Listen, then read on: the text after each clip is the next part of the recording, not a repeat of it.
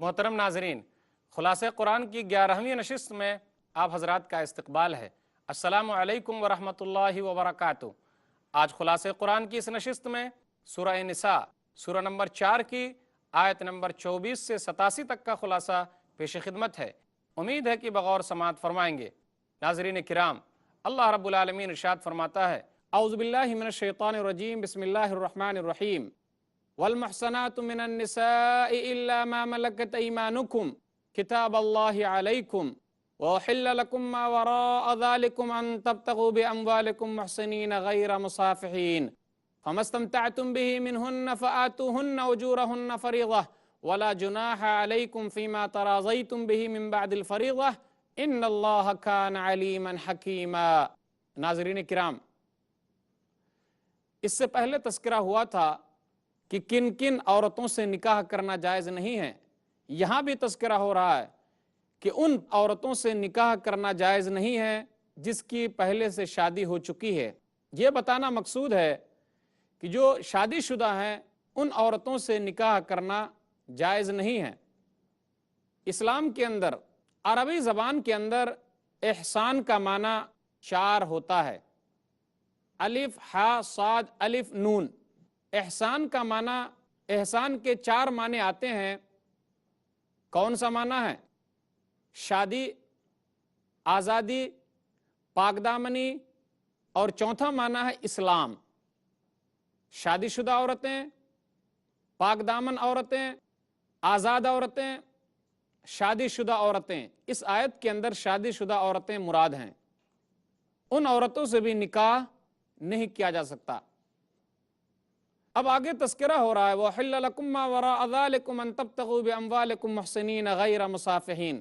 لیکن اگر لونڈیاں ہیں جو جنگ میں قید ہو کر آئی ہیں، ان سے آدمی جمع کب کر سکتا، ہم بستر کب ہو سکتا ہے، اس کا تذکرہ ہوا کہ جب وہ جنگ سے لائی جائیں، ایک حیض تک انتظار کیا جائے تاکہ یہ پتہ چلے کہ ان کے شوہر سے ان کے پیٹ میں کچھ موجود تو نہیں ہے، وہ حمل سے تو نہیں ہے، اس کے بعد اس سے جمع کیا جا سکتا ہے، ہم بستر ہوا جا سکتا ہے۔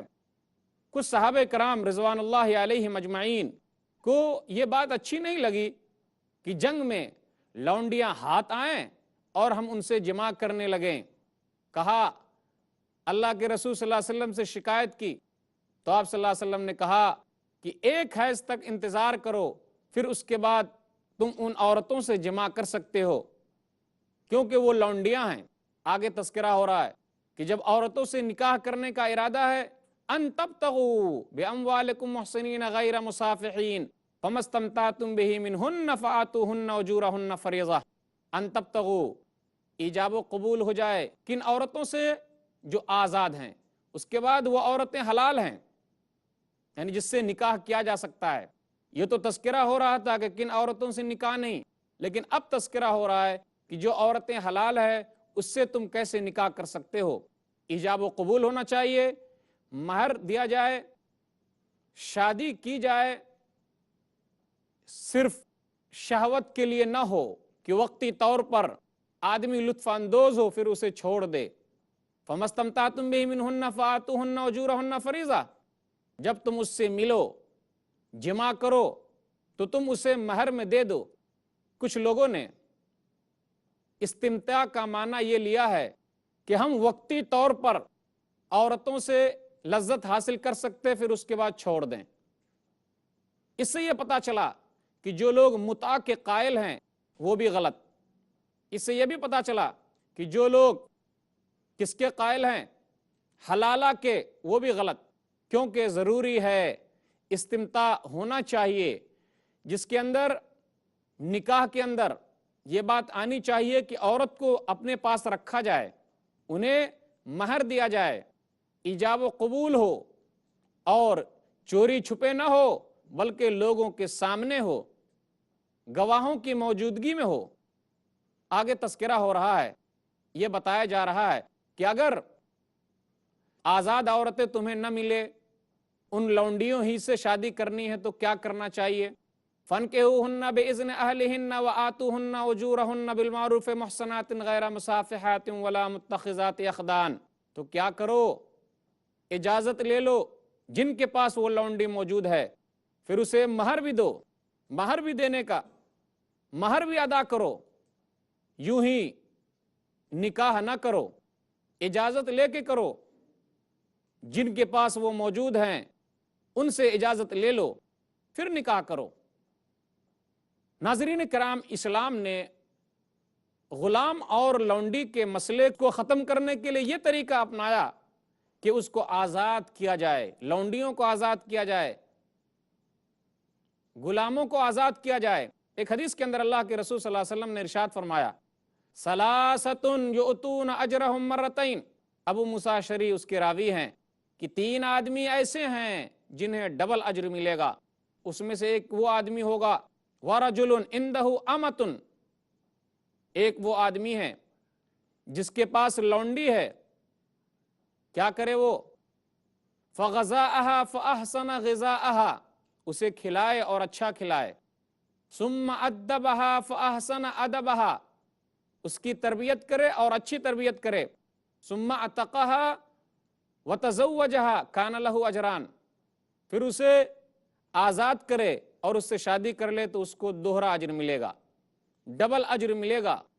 آگے تذکرہ ہو رہا ہے، یا ایھا الذین آمنوا لا تاکلوا اموالکم بینکم بالباطل، اے ایمان والو کسی کا مال غلط طریقے سے مت کھاؤ۔ آگے بتایا جا رہا ولا تقتلوا انفسکم، اپنے نفس کو قتل مت کرو، اپنے نفس کو قتل مت کرو۔ یہ مت کہو کہ ہم پریشان ہو گئے اس لیے ہم اپنے آپ کو ہلاک کر دیں، خودکشی کر لیں۔ اسلام نے کہا نہیں، بلکہ اپنے نفس کو قتل نہ کرو، بلکہ یہ کرو کہ صبر سے کام لو، تکلیف ہے، تکلیف دور ہو جائے گی، اللہ کوئی راستے نکالے گا، کیوں خودکشی کر رہے ہو؟ آگے بتایا جا رہا ہے ان تجتنبوا کبائر ما تنہون عنہ نکفر عنکم سیئاتکم وندخلکم مدخلا کریما، اگر تم کبیرہ گناہوں سے بچتے رہو گے تو ہم چھوٹے چھوٹے گناہوں کو معاف فرمائیں گے اور ہم جنت میں داخل کریں گے۔ کبیرہ گناہ کیا ہے؟ اللہ کے رسول صلی اللہ علیہ وسلم نے ایک حدیث میں کچھ کبیرہ گناہ کے بارے میں بتلایا ہے۔ اجتنبوا السبع الموبقات، قالوا یا رسول اللہ وما ہن؟ قال الشرک باللہ، اللہ کے ساتھ شریک ٹھہرانا، والسحر، جادوگری، وقتل النفس التي حرم اللہ الا بالحق، اور ناحق کسی جان کو قتل کر دینا، وَأَكْلُ الرِّبَا، سود کھانا، وَأَكْلُ مَالِ الْيَتِيمِ، یتیموں کا مال کھانا، وَالتَّوَلِّي يَوْمَ الزَّحْفِ، اور جنگ کے میدان سے پیٹ پھیر کر بھاگ جانا، وَقَذْفُ الْمُحْصَنَاتِ الْمُؤْمِنَاتِ الْغَافِلَاتِ، اور پاک دامن نیک عورت پر تہمت لگانا۔ افسوس کا مقام ہے آج ہمارے معاشرے کے اندر یہ برائی کتنی عام ہے کہ ہم جس پر چاہتے، جس عورت پر چاہتے آسانی کے ساتھ تہمت لگا دیتے ہیں، جبکہ یہ کبیرہ گناہ ہے، لوگوں کو اس سے بچنا چاہیے۔ صحیح بخاری کتاب الحدود، کتاب نمبر 86، باب نمبر 44، حدیث نمبر 6857، 6871 میں ایک حدیث ہے کبیرہ گناہ الاشراک باللہ، اللہ کے ساتھ شریک ٹھہرانا، وقتل النفس، نفس کو قتل کرنا، وعقوق الوالدین، والدین کی نافرمانی کرنا، وقول الزور، اور جھوٹی گواہی دینا، کبیرہ گناہ ہے۔ تذکرہ ہو رہا آگے، الرجال قوامون علی النساء بما فضل اللہ بعضهم علی بعض وبما انفقوا من اموالہم، کہ اللہ نے مردوں کو حاکم بنایا ہے عورتوں پر، کیوں؟ اس لیے کہ مرد مال کماتے ہیں اور مال خرچ کرتے ہیں، بقیہ اور چیزوں میں کچھ بھی فضیلت نہیں، نیکی کا کام کرے دونوں برابر۔ فالصالحات قانتات حافظات للغیب بما حفظ اللہ، نیک عورتیں، پاک دامن عورتیں، اللہ کو یاد کرنے والی عورتیں، ان کا بھی تذکرہ ہو رہا ہے۔ اگر عورت نافرمان ہو جائے تو اس کو سمجھانے کا طریقہ بتایا جا رہا ہے، واللاتی تخافون نشوزہن فعظوہن واہجروہن فی المضاجع واضربوہن فإن أطعنكم فلا تبغوا عليهن سبيلا إن الله كان عليا كبيرا وإن خفتم شقاق بينهما فابعثوا حكما من أهله وحكما من أهلها إن يريدا إصلاحا يوفق الله بينهما إن الله كان عليما خبيرا۔ مردوں کو جو حاکم بنایا گیا ہے، اس سے پتہ یہ چلتا ہے کہ عورتوں کو ہم حاکم نہیں بنا سکتے۔ اللہ کے رسول صلی اللہ علیہ وسلم کی ایک حدیث ہے، لَن يُفْلِحَ قَوْمٌ وَلَّوْ أَمْرَهُمْ امْرَأَةً، صحیح بخاری کتاب الفتن کتاب نمبر 92 باب نمبر 18 حدیث نمبر 7099، وہ قوم کبھی بھی کامیاب نہیں ہو سکتی جس قوم نے اپنے معاملے کو عورتوں کے سپرد کر دیا ہے، عورتوں کو حاکم بنا لیا ہے۔ فارس والوں نے کسرا کی بیٹی کو حاکم بنایا تو اللہ کے رسول صلی اللہ علیہ وسلم نے یہی حدیث بیان فرمائی تھی۔ اس لیے عورتوں کو حاکم نہیں بنایا جا سکتا۔ نافرمان عورتوں کے بارے میں ہے کہ کیا کرو، نصیحت کرو۔ ناظرین کرام غور کیجئے، عورت نافرمان ہو جائے، بات نہ مانے تو اسلام کہہ رہا ہے پہلے نصیحت کرو، پھر کہہ رہا ہے کہ اپنا بستر الگ کر دو، پھر یہ اسلام نے حکم دیا کہ ہلکی مار مارو، ایسی مار نہ ماری جائے کہ اسپتال لے جانا پڑے، ڈاکٹروں کے پاس لے جانا پڑے، ہلکی مار مارو۔ بسترہ جب آپ الگ کریں گے عورتوں کو احساس ہو جائے گا، اگر عقل مند عورت ہے تو سمجھ جائے گی کہ مجھ سے کہیں نہ کہیں غلطی ہو رہی ہے۔ چوتھا مرحلہ بیان کیا گیا کہ پھر بھی بات نہیں بنتی تو ایک آدمی سامنے والے کی طرف سے اور ایک آدمی تمہاری طرف سے بیٹھے اور مسئلے کو حل کریں۔ 4 مراحل گزرنے کے بعد طلاق کی نوبت آتی ہے، وہ بھی 3 مہینے میں مرحلے کے حساب سے دینا ہے، مرحلہ وار دینا ہے۔ افسوس کا مقام ہے، ہم میں سے بعض لوگ طلاق کا غلط استعمال کرتے ہیں، پہلے ہی جملے میں طلاق کا لفظ استعمال کرتے، جبکہ اسلام نے اس کو آخری مرحلے میں رکھا ہے۔ پہلے کہا نصیحت کرو، پھر بستر الگ کر دو، پھر ہلکی مار مارو، پھر دونوں طرف سے آدمی بیٹھیں، پھر اس کے بعد بات نہیں بنتی تو طلاق کی نوبت آ سکتی۔ آگے تذکرہ ہو رہا، بہت اہم آیت ہے ناظرین کرام، آج ہی یہ آیت پڑھیے، کھول کر دیکھیے کیا بتایا جا رہا، حقوق العباد، بندوں کے حقوق کیا ہیں۔ وَاعْبُدُوا اللَّهَ وَلَا تُشْرِكُوا بِهِ شَيْئًا وَبِالْوَالِدَيْنِ إِحْسَانًا وَبِذِي الْقُرْبَى وَالْيَتَامَى وَالْمَسَاكِينِ وَالْجَارِ ذِي الْقُرْبَى وَالْجَارِ الْجُنُبِ وَالصَّاحِبِ بِالْجَنبِ وَابْنِ السَّبِيلِ وَمَا مَلَكَتْ أَيْمَانُكُمْ إِنَّ اللَّهَ لَا يُحِبُّ مَنْ كَانَ مُخْتَالًا فَخُورًا۔ کہا جا رہا ایمان والو ایک اللہ کی عبادت کرو، والدین کے ساتھ احسان کرو، قریبی رشتہ داروں کے ساتھ، یتیموں کے ساتھ، مسکینوں کے ساتھ، مسافروں کے ساتھ، دور کے رشتہ داروں کے ساتھ، قریب کے پڑوسی، دور کے پڑوسی، یہاں تک کہ غلاموں کے ساتھ بھی اچھے طریقے سے رہو۔ اللہ تعالیٰ تکبر کرنے والے کو اور شیخی خور کو پسند نہیں کرتا، جو بگاڑنے والا ہے، اپنے آپ کی صفائی بیان کرنے والا، اللہ ایسے لوگوں کو پسند نہیں کرتا۔ آج ہم میں سے کچھ ایسے بھی ہیں جس سے ان کا پڑوسی ناراض ہے، پریشان ہے، آج ایک پڑوسی دوسرے پڑوسی سے پریشان ہے، جبکہ کہا جا رہا پڑوسیوں کے ساتھ احسان کرو، اچھے طریقے سے رہو، مال خرچ کرو، ریاکاری نہ ہو۔ آگے ایک اہم آیت آ رہی ہے، فَكَيْفَ إِذَا جِئْنَا مِنْ كُلِّ أُمَّةٍ بِشَهِيدٍ وَجِئْنَا بِكَ عَلَىٰ هَٰؤُلَاءِ شَهِيدًا۔ اس میں نبی کی فضیلت ہے کہ ہم آپ کو تمام لوگوں پر گواہ بنا کر لائیں گے۔ عبداللہ بن مسعود جب یہ آیت پڑھتے تو اللہ کے رسول صلی اللہ علیہ وسلم کی آنکھوں سے آنسو جاری ہو جاتا۔ تذکرہ ہو رہا آگے، یا ایھا الذین آمنوا لا تقربوا الصلاۃ وانتم سکارى حتى تعلموا ما تقولون ولا جنبا الا عابرین۔ اے ایمان والو، نشے کی حالت میں نماز کے قریب مت جاؤ۔ سنن ترمذی کے اندر ایک حدیث ہے 3026 کتاب فضائل القرآن کتاب نمبر 44 میں کہ کچھ صحابہ کرام نشے کی حالت میں نماز پڑھنے گئے تو منع کیا گیا کہ شراب پی کر نشے کی حالت میں نماز پڑھنے مت جاؤ، اور ایک آیت غلط پڑھ گئے، وَنَحْنُ نَعْبُدُ مَا تَعْبُدُونَ کہا گئے قُلْ يَا أَيُّهَا الْكَافِرُونَ میں وَنَحْنُ نَعْبُدُ مَا تَعْبُدُونَ، یہ جملہ غلط ہو گیا۔ تو نشے کی حالت میں دوسرا حکم آ گیا شراب کا کہ نشے کی حالت میں نماز کے قریب مت جاؤ۔ تیمم کے بارے میں بھی ہے، فَلَمْ تَجِدُوا مَاءً فَتَيَمَّمُوا صَعِيدًا طَيِّبًا، آدمی سفر میں ہے یا بیمار ہے یا پیشاب پاخانے سے فارغ ہوا ہے یا اپنی بیوی سے جمع کیا ہے، پانی نہیں ملتا تو کیا کرے؟ تیمم کر لے گا، تیمم ہی کافی ہے۔ تیمم کا طریقہ یہ ہے کہ دونوں ہاتھوں کو ایک مرتبہ مٹی پر مارا جائے، کلائی تک مل لیا جائے اور پھر ایک مرتبہ چہرے پر مل لیا جائے۔ تذکرہ ہو رہا ہے آگے یہودیوں کے بارے میں کہ وہ اپنی صفائی بیان کرتے، اپنی صفائی مت بیان کرو۔ یہودیوں کا شرک بیان کیا جا رہا ہے، یہودیوں کا ہی کیا، اہل کتاب کا شرک۔ الم تر الی الذین اوتوا نصیبا من الکتاب یؤمنون بالجبت والطاغوت ویقولون للذین کفروا هؤلاء اہدی من الذین آمنوا سبیلا، کہ یہ لوگ کہتے ہیں اہل کتاب یہود و نصارہ طاغوت کی عبادت کرتے، بت کی عبادت کرتے، جادوگروں کے پاس جاتے، اور کہتے ہیں کہ مسلمان سے اچھے کافر لوگ ہیں۔ آگے تذکرہ ہو رہا ہے کہ جہنم کے بارے میں، کلما نضجت جلودہم بدلناہم جلودا غیرہا لیذوقوا العذاب، کہ جب چمڑا جل جائے گا تو ہم نیا چمڑا چڑھائیں گے اور اس طرح ہم عذاب دیں گے۔ اللہ اس بات پر قادر ہے کہ دنیا میں جتنے لوگوں پر ظلم ہوا ہے، قیامت کے دن وہ تمام کے تمام لوگوں کے ساتھ انصاف کرے گا۔